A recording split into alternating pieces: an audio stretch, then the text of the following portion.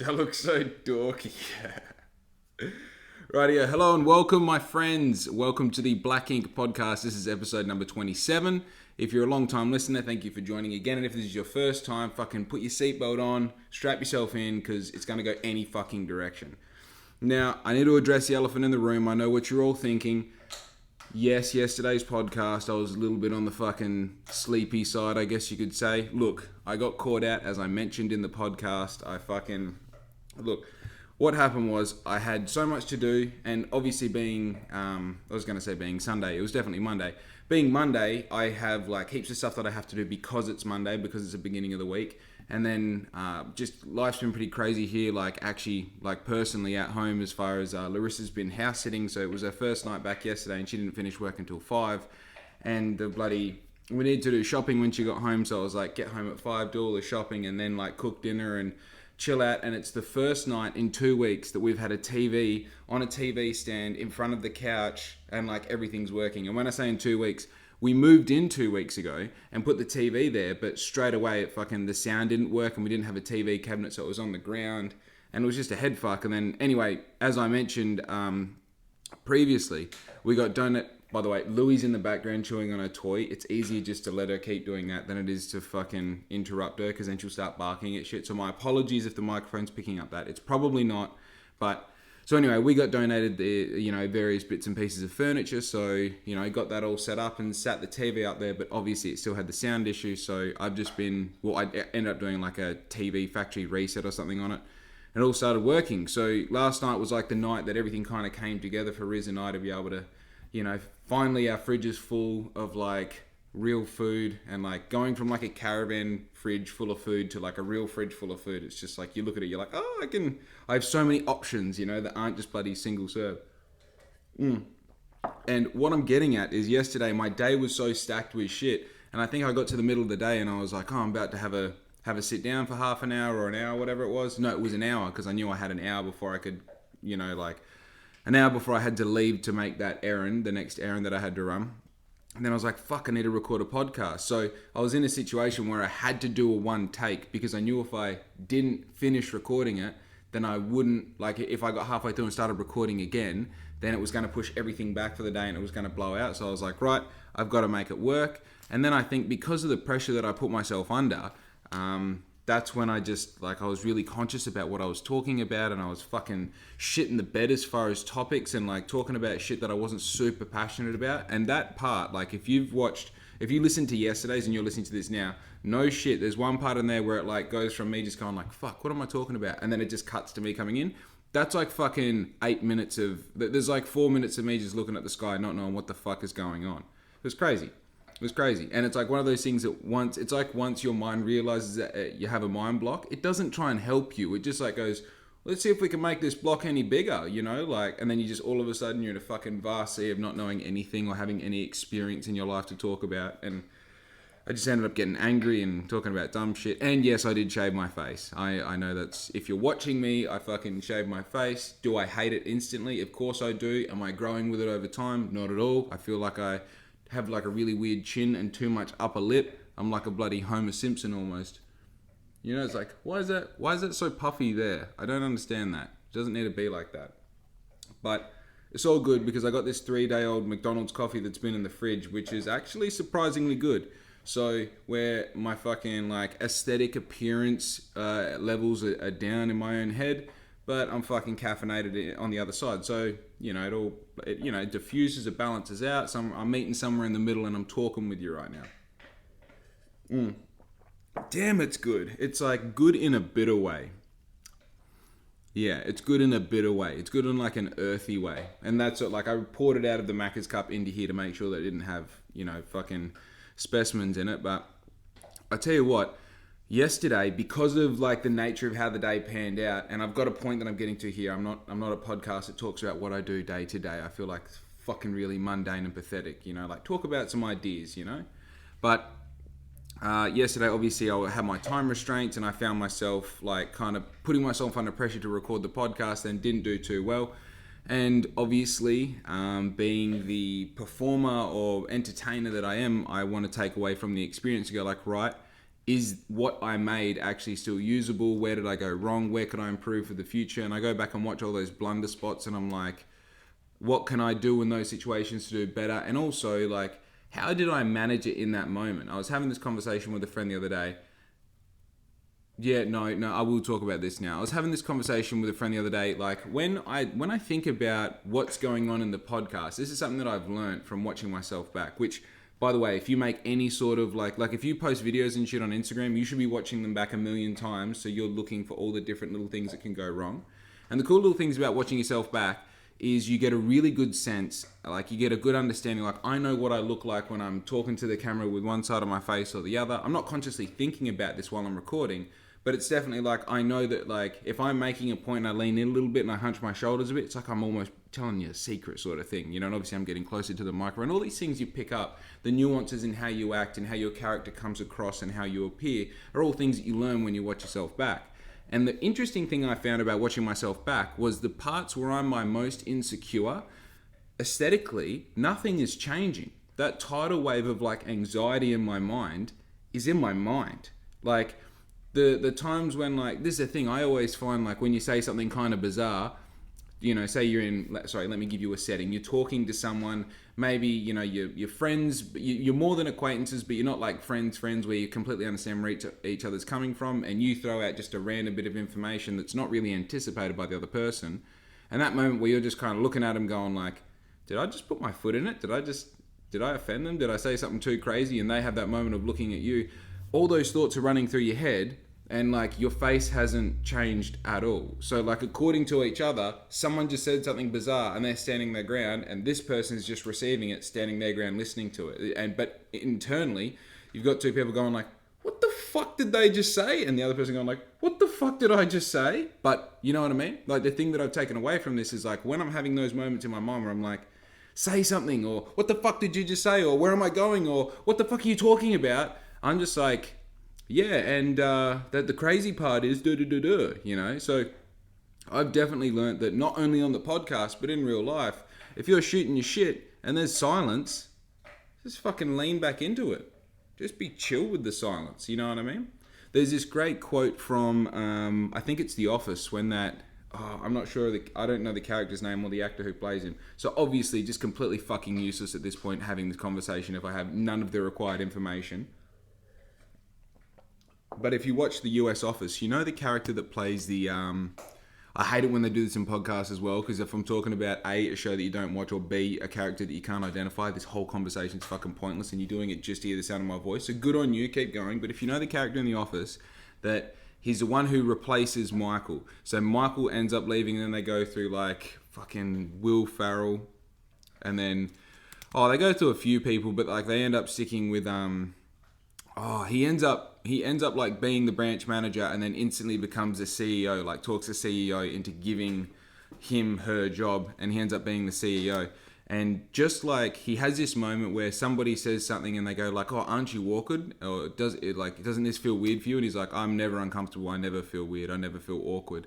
And I remember that always stuck with me because I'm like, I thought being awkward was like a human response that everyone had. That's the fun part about being awkward, is the relatability of it. When you see someone being awkward, you're like, we all know what that feels like, except you're the poor motherfucker who's feeling it right now. And then having like, obviously this dude's an actor, you know what I mean? But basing this character off obviously some sort of like, there is someone out there who obviously is this in real life, kind of made it like an option to me going, well, if he's the sort of motherfucker that doesn't get awkward, and if you're unfamiliar with this person as well, this character in The Office, in the US Office, he's very confident, he's very sure about what he says, he breaks literally everything down to like, everything in life is just sex, everything is built up on top of that, you know, like business and morals and friendships and ethics and all the rest. But he's a very CEO type figure, he just has that energy. And this idea that like you can go through life and not be awkward, like, was so interesting to me. It's like being awkward almost became a decision. And then you start finding like, and this is the thing, when you have something like that happen, I find when someone says, it's kind of like when someone says something cool around you, like, oh yeah, that's choice. And then you're like, oh, I like that identifying word as something that's cool. You know, the choice, if something's choice, it sounds cool when you say it. I like the idea of who I am when I say it to other people, when I imagine it in my mind. So I want to start adapting it into my vocabulary. And you slowly but surely wait for those options where like you're about to say, oh, that's cool. But instead of saying that's cool, you say, oh, that's choice. That's choice. And then you get to a point where like your automatic response when you see something you appreciate, you're like, oh, it's choice.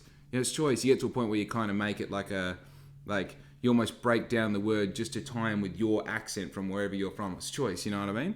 So I find that like, obviously within that, we can see within that structure, there's a bit of like conscious, what would you say, like conscious redistribution of your vocabulary, conscious like reworking of that path in your mind. So like instead of using the word cool, I'm going to use the word choice. Instead of being awkward, I'm going to be confident.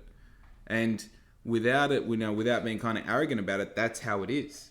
That's how it is. Like if I decide in that moment that it's like, oh, if you're awkward, that's all good, but I'm not awkward right now. You know, the difference between me and 10 seconds ago is that 10 seconds has passed.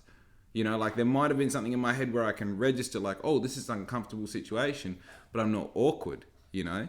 And like sometimes, and this is the thing, that there's also an element of taking full responsibility for this to work.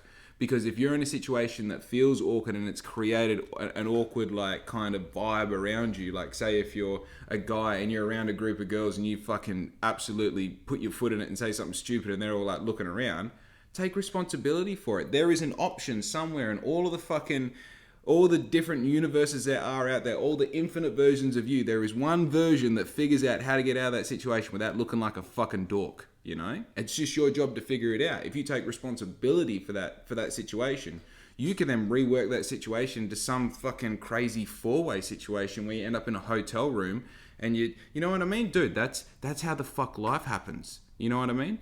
That's how life happens. I'm so crazy that I made that little joke then, because not that I was searching for something to read. I was in my file of stuff. You know, if you're a long-time listener, I read out a little something about, I don't know. It was in this podcast area, so it was within a couple of weeks. I just record so many podcasts that I lose track. You know what I mean? Because Daddy puts in the work. That's what I do. But I pulled out something that I want to read. I'm probably going to leave it to a little bit later on, so only the real fucking diehard fans listen to it. Because obviously, super insecure about it. I'm not confident at all about reading it. I just know that. No. I did the same thing on the last podcast. You know, it's not that I'm not confident in reading it. I am just overwhelmingly concerned that, you know, I fear that some people will hear me read it. You know what I mean? That's all it is. Like, I'm scared that the cool kid at high school is going to hear me read this. Look at this fucking faggot. You know what I mean? Like, that's what I'm genuinely scared of, is these people in my life that, and like not only people that I've like been scared of per se, or even like having my mentors saying like, oh, like this is what you podcast about. You read out your fucking thoughts and feelings from years ago. Yeah, I guess I'm that guy. Maybe I'm just like, I've got more of a problem with myself than what I realize. Not a problem with myself. Maybe it's just an insecurity that I haven't quite, shone a bright enough light on so I can understand what the insecurity is. I feel like it's like that, I'm not going to reference a song because I'm not going to be able to think of the artist or the song name itself, but I'm a million different people on a million different days. It's so true. Like, some days I wake up and I'm like, you know what? My writing is that shit hot. I could just release YouTube videos of me just reading my writing, and that's all it is, and then explaining it afterwards. And I'm probably fucking right. Like, it's all in execution. As long as you frame it the right way, as long as you package it the right way, then that's what you are.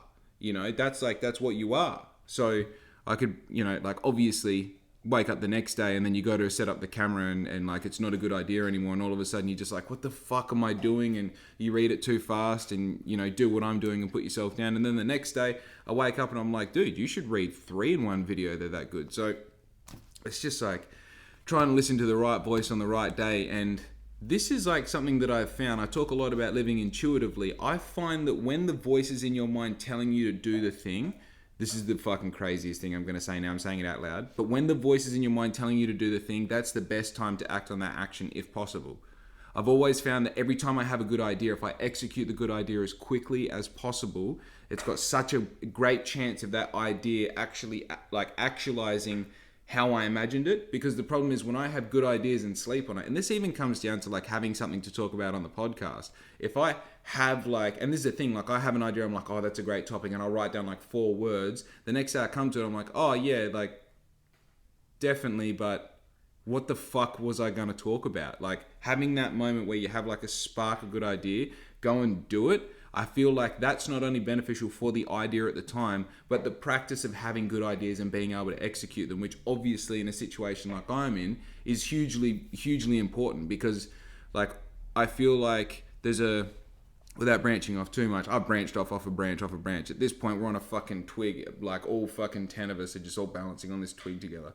But I feel like my business is I probably like 40% of it is like a structure that all I need to do is just go through the motions and repeat, make sure that, you know, my ordering process is silky smooth, that I'm marketing myself really well, that my products are on point and I'm always increasing them, always upgrading them, doing what I can do to be better.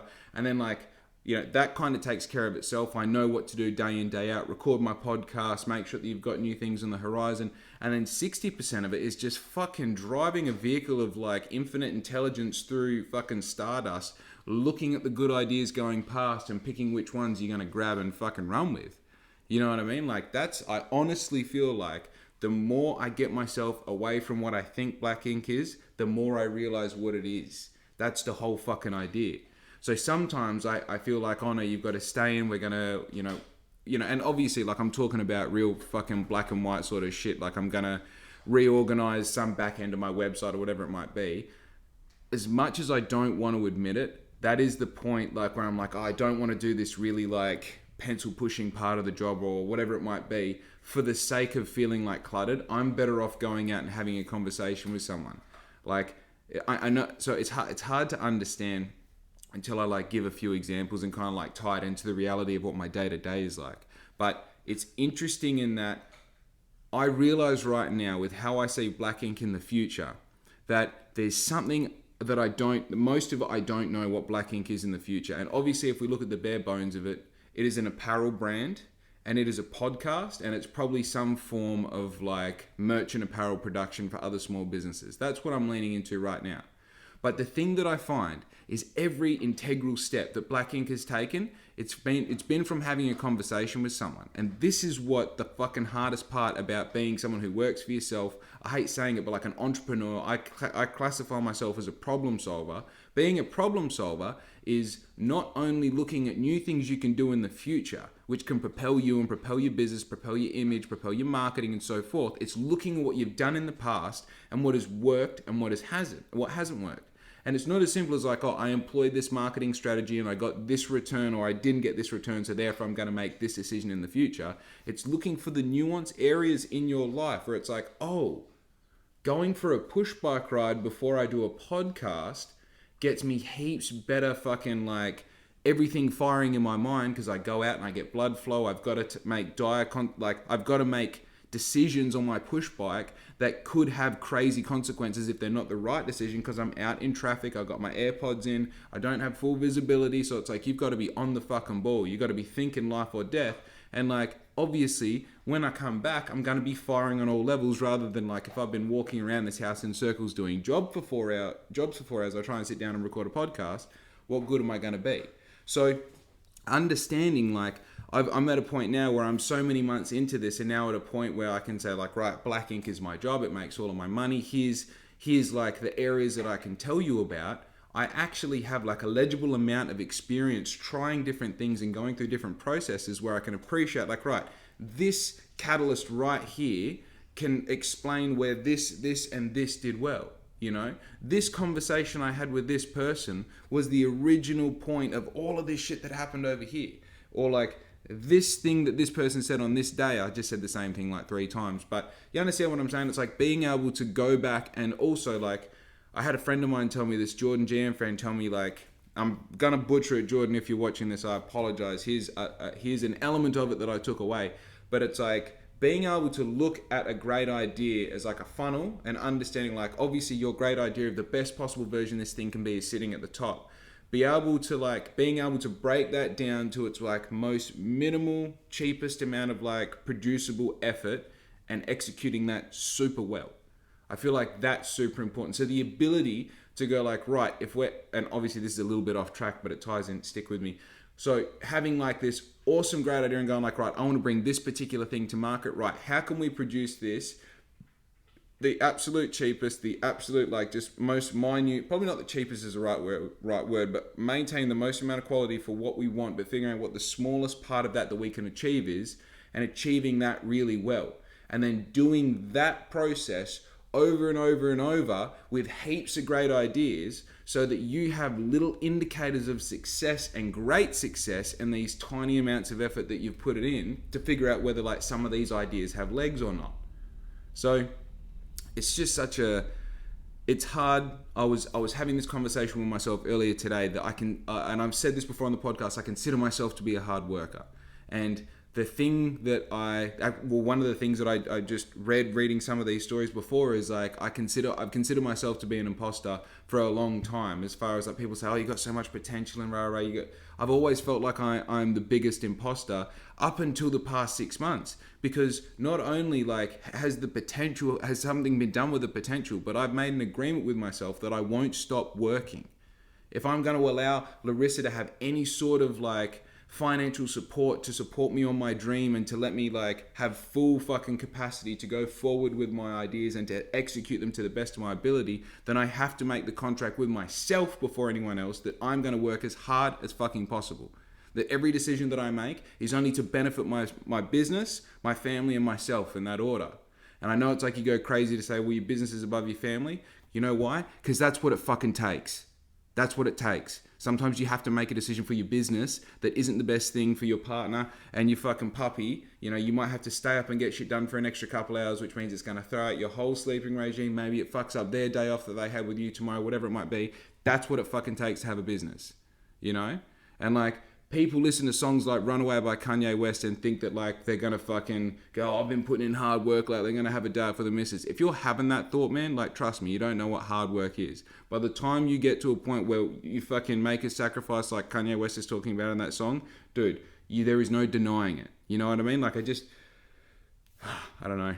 I got too deep then. You know what I mean? I got too deep. It's a great song. I'm not fucking knocking the song at all. Need to have some more of this coffee, I think.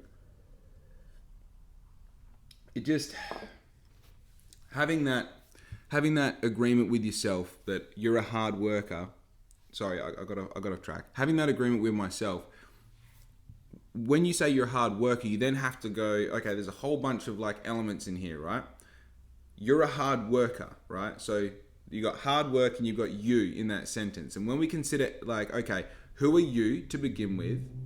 What do you consider to be hard work? And what is your comparison of the whole situation? So are you a hard worker compared to The Rock? Are you a hard worker compared to your dad? Are you a hard worker compared to an earlier version of yourself? Hey puppy, don't chew on that. Don't chew on that. Little mophead, hey? Yes. Come here. Or don't. All good. It's, so you can, you hard work, are you comparing yourself to someone else, or are you comparing yourself to yourself, an earlier version of yourself? And when I first started, I thought that hard work meant that I was always doing something. It meant that I was always kind of physically pushing the business forward by doing something. And that does work, right? Because if you're always doing something, that can translate down to like, right, I'm always liking and commenting photos, so I'm working on that engagement. I'm always getting content. I'm always doing something. All right. Well, the thing that I've come to realize, what I'm realizing at the moment, and understand, like I say in earlier podcasts, like real growth, real progression is understanding the fact that we are constantly a work in progress. We are never successful. We are never failing, but we are always moving in the direction is forward. So right now, my interpretation of what hard work is it falls into this category of not necessarily, obviously it's termed from like, when I was younger, hard work meant that if you got home after a long day and your legs hurt and your ankles hurt and you were hungry and you were a little bit dehydrated and you fucking got big arms, then you've done a hard day's worth of work. So obviously, and the thing is like all these ideas that we have when we're a kid, if they last up to when you're like 22, 23, especially as an egotistical, testosterone-fueled male who just walks around with a fucking hard cock all day, oh man, I just remembered that grandma's going to be watching my podcast. Insane. That's insane, by the way, that feeling. if you're one of these dudes that grows up with ideas like that, and especially when it ties into your masculinity and how you identify with your friends and your family is this sort of thing, to get yourself out of a situation where you feel kind of like responsible to go through these physical kind of like these physical efforts to get to that point of feeling like you've done hard work. Trust me, walk into my business, you're not really going to actually sweat. This is the craziest thing. Like, I'm getting a little bit of fucking love handle around the center because, like, I'm not out there throwing straps over trucks. I'm not jumping in and out of a truck all day. I'm not going through the plant, or, you know what I mean? Like, I realistically do everything in front of my computer and my phone. And outside of that, it's riding motorbikes. It's having fun. So the concept of what hard work is, and what, like, this day where I get so much done and I'm allowed to feel achieved and accomplished at the end of it, it looks totally different. And understanding that, not like, obviously, this is, if you listen to my episode about writing my list about my achievements, my ideas, and the things that I'm looking forward to, the interesting part about that is that let me go through a transformative process of understanding that achievements can even be just having realizations in your mind. And this is where it all loops back to the start. Having that realization, like, oh, that whole, like, I've just done a whole bunch of custom jerseys. I'm saying it here on the podcast for you to pull back on later on. That whole jersey idea was Brody Cassidy. It was Brody Cassidy, right? Brody Cassidy came to me and he said, hey man, I want to wear a black ink jersey and the Management 15,000. I haven't done it for a couple of years. It's going to be a bit of a comeback. I didn't really understand how much fucking steez Brody Cassidy carried in the motocross community. I thought he was just a good dude doing a good deed, which he was, but it was a heaps better deed than what I really appreciated at the time. So I said to Brody, like, what do you feel? And he goes, look, this, and this, exactly what you see. He designed the jersey from the fucking get, right? I got that jersey made for him. He goes out there, he wears the jersey, fucking runs the black ink flag for me, and just like went above and beyond. We spent the whole weekend out there. We had the banner up, and like we were all wearing black ink. I was getting around, got some videos and stuff. I'm not sure if you've seen it. If you haven't, go to my Instagram, check my reels. There's 2 awesome recap videos from the Manji 15,000. Staying on this on track here for the story, that ends up being the jersey that. Well, that's when I kind of had this realization that I had to bring the hockey jersey back as well. So as I was like bringing the hockey jersey back, I was talking to, again, I think it was Brody. I'm like, man, I think I'm going to release this jersey because that many blokes want it to run on their motorbike that it's kind of like, fuck, why wouldn't I? You know what I mean? Why wouldn't I just like double my order, get these jerseys in as well, see how we go? And he goes, fuck yeah, man, that's a good idea. So then I thought to myself, like, actually, I don't know where the idea came in for people running it as just a normal, like, everyday jersey. And I feel like at the moment, I haven't quite marketed it properly so people realize that the motocross jersey isn't just for motocross. Like, I wore it on yesterday's podcast. I just, like, wear it down the street. It's awesome on the motorbike because it fucking, the cuffs here hold the fucking material. So while you're riding, it doesn't fucking fly up your arms. And it's, like, SPF 50, so, well, you know, protects you from the sun. Anyway, I end up bringing them to production, and then I had a bunch of guys. What I did was I put a big BX on the back. If you haven't seen them, I put a big BX on the back, and I had a few people say to me like, there's no real room to run our name and number on them. And then I had another mate, friend of mine, Jez in Melbourne, hit me up. He's like, man, we need to figure out a way where you have blank backs and then put the names and numbers on the back. And then all of a sudden, like, he has the idea and I get fucking 17 people approach me and say, hey, we want our names and number on the back. So then I go even further and figure out how to get the names and numbers sublimated on there so you don't have that heavy kind of, what do you call it? It's like vinyl, that vinyl feeling on the back of the jersey. So I was like, okay, we'll get them sublimated on the back. And now I've got fucking over a dozen people wearing, you know, the black ink jersey with their name and number professionally sublimated on the back. And all of that came from that conversation that I had with Brody on the phone that day. A really great idea that obviously had the potential to be super cool at the Management 15,000. But now we look months down the track, it's fucking branched off into so many other things. And that could be the first step, the first real proper step that I take into the motocross industry with black ink. And it's like that all started from that conversation. So understanding that my job actually has less to do with putting in hard work and putting in the hours and all the rest. Like, yeah, sure, there's has to be dedicated times during the day and during the week for study and research and understanding the industry that I'm in and understanding the market that I'm up against and looking at what my competitors are doing and obviously keeping my processes sharp and making my whole my whole customer experience being something that's kind of like spoken about and like, what do you call it? Appreciated and yeah, just like shared with others. It's all super important. But it's also important that if you meet someone kind of interesting or extraordinary or someone that takes you fucking by surprise with what they got to talk about, it's worth spending the $15 and having a fucking coffee and biscuit with that person and seeing what they got to say.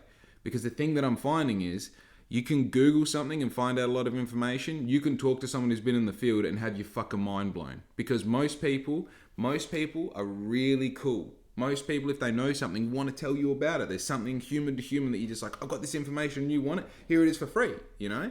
And obviously, fucking appreciative plus 10. That's all I am when I'm around people who get, like, literally I'm having these conversations where my brain's leaking out my ears because I'm so excited that I'm finding out the thing that is like the next step of my business, you know? And also, this kind of ties into what I was talking about with opportunity as well. I find that the more situations that I put myself in where I am in front of someone who's more intelligent than me, or I'm in front of someone who is in the industry that I'm involved with, just be there. You don't even really have to ask specific questions. Just be there. It's just going to fucking fall out of them organically. You know why? Because you've already told the universe that you want this to happen. You put yourself in the best possible position for it to happen. So the universe just comes along and taps on the back of their head and then the information just falls out and then it's your job to like make sure you're there to pick it up and take it away. You know what I mean? I actually fucking see things like that in my mind. How crazy is that?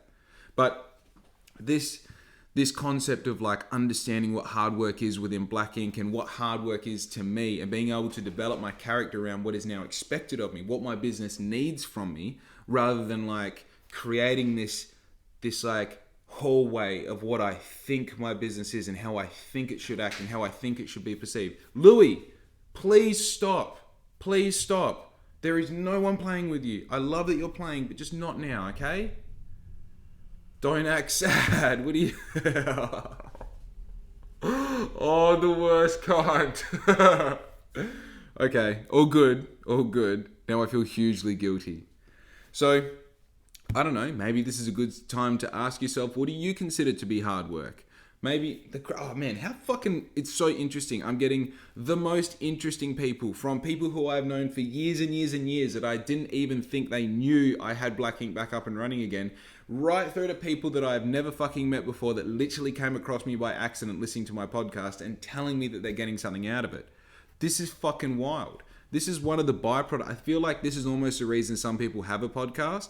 This to me is just like a wild byproduct that's just like, it's just fucking nice, man. It's nice. That's all it is. It's not something I want to brag about or that I want to focus on or anything like that. Just thank you for telling me. You know what I mean? That's awesome. If you're getting something out of this, I would like to think, well, okay, I'll tell you this. I don't want to get too fucking la-di-da about it, but obviously, like, I have a bit of an illustrious past with the bloody, I don't know, just with, how do I say it poetically without sounding like a delinquent? I just have a lot of, I mean, this talks about it. What I'm going to read kind of talks about it. I've had a lot of interesting experiences with a lot of diverse people, right? And one thing that I found when I was in kind of the pinnacle, my early 20s, when shit was just crazy. Maybe when I'm fucking a little bit down the track, we can talk about it more with, you know. Anyway, so I used to find that like, and understand that I'm saying this, I'm just coming from a point of view where I'm just telling you, right? I'm not like bragging about anything. I'm telling you how it was perceived from my point of view as it was happening, right? When there was a crowd, when there was people, especially like at my house or at pre-drinks or at kick-ons or something, especially kick-ons, if there was a crowd of people and everyone's doing their thing and I start talking about just thoughts, just life, like what I do on this podcast every day. I would just start talking about something or someone would ask me a question, I would answer it. It would be normal that the entire audience gravitates to listening to me. And I remember that this would become such a common occurrence. And there may even be someone watching this right now going like, I remember those conversations. Like there were definitely things that like people knew about, to the point that I would have people that I didn't know come up to me like in town and stuff being like saying, oh, you're the guy who like says heaps of wild shit and it all makes sense. And it's like, it was weird stuff like that. And something, I had this super interesting guy in my life. He was like a few years older than me. He would go to Burning Man every year. He was just like a local Bunbury dude, just fucking wild. You know what I mean? And he was I want to like, I don't know what the meaning of the word is, but I want to say he was an occultist or something. Like he was he practiced some sort of, I'm not sure. Anyway, we're in my kitchen one day and we're not smoking bongs or anything, but he looked across. How's this set up on it? He looked across. He put his hair back and he said, "You know what, man?" He didn't do any of that. But no, he said to me, I forget how the conversation it went exactly, but he said, "Oh, that you're a teacher. It's like you're someone who you don't really have to understand the depths of like academia. It's more someone you're just like you observe life from a particular point of view. You're able to like assess what's going on, break down how you see it, and translate that to someone else using analogies and examples, and give a really kind of vivid picture of what you're explaining to help them understand their life a little bit better." And it's kind of one thing when you hear that at that time under that influence where you're like, yeah, of course I'm a fucking teacher. And then the next day you're like, dude, what the fuck? You probably, you know what I mean? Probably shouldn't. Anyway. But there's something that rings true to that. Obviously there is something like, the one thing that I'm hearing from a lot of people is I have some sort of gift, whatever this is, to be able to talk to the camera and have ideas and have opinions and say them clearly. That's the thing that I'm talking about. Whether or not I'm a teacher per se, or whether or not I validate anything that he said in that moment, there is definitely something going on there. What this has got to do with fucking anything, I don't know. I think it ties into hard work, I guess. Look, here's what I'm going to do. I've got a crispy 10 minutes left. I'm going to read this. We're going to talk about this after the fact, and then I might fucking loop back to hard work, all right? How does that sound? Let me have some water. I'm going to catch my breath. Rightio. Now this is called Stories and Tales. It was written on the 23rd of January 2020. Right, so I took chances in my young adult life that I hoped would one day leave me with stories and tales worth repeating around a fire. Perhaps a humble brag, but more so as encouragement for others to live further past the line of comfort they choose to live by. I've been lucky that my stories have mostly ended with smiles and an enamoring feeling of success, even if there was a little doubt or danger mixed in along the way. My stories, however, become bizarre to the point that I don't even think of them anymore. On occasion, I read recounts of weekends or adventures I wrote years ago and somehow cannot even recognize the handwriting that wrote it. I have memories I don't trust, as I assume my mind has decorated for the sake of the audience, enabling me more as perhaps the wild man I am not.